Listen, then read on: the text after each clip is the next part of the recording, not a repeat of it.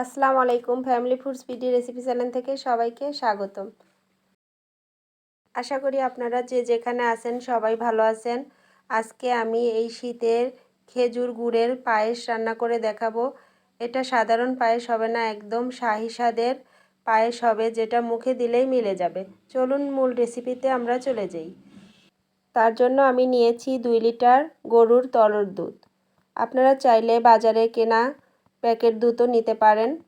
আর দিচ্ছি 2 মুঠো সুগন্ধি পোলার চাউল। প্রতি কেজি দুধের জন্য 1 মুঠো চাউল নিতে হবে। এখানে আমি 2 লিটার দুধ নিয়েছি, সেজন্য আমি 2 মুঠো চাউল নিয়েছি। চুলার আঁচটা আমি প্রথমে 5 মিনিট হাই ফ্লেমে রেখেছি, তারপরে আমি মাঝারি আঁচে রাখবো। এবার দিচ্ছি 2টা তেজপাতা ছিঁড়ে দিয়েছি, 3টা এলাচ, 1 টুকরো দারচিনি দিয়ে দিলাম। নাড়াচাড়া করে নিতে হবে অবশ্যই, না হলে নিচে লেগে যাবে।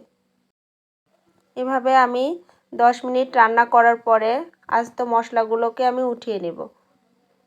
এলাচ, দারচিনি, তেজপাতা উঠিয়ে নিচ্ছি।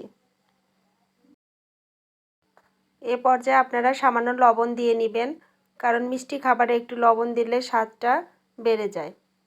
তো ভালোভাবে চাউলটা ফুটে উঠলে তবেই আমি গুড়টা ব্যবহার করব।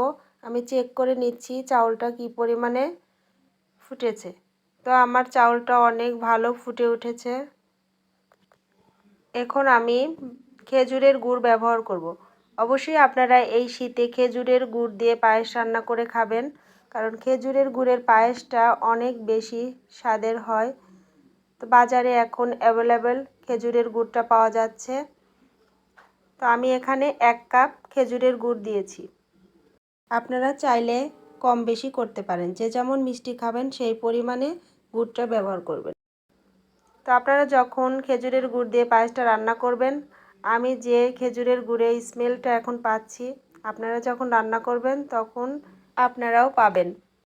আমার রান্নাটা অলরেডি শেষ, আর এই পায়েসটা রান্না করতে আমার সময় লেগেছে 40 মিনিট।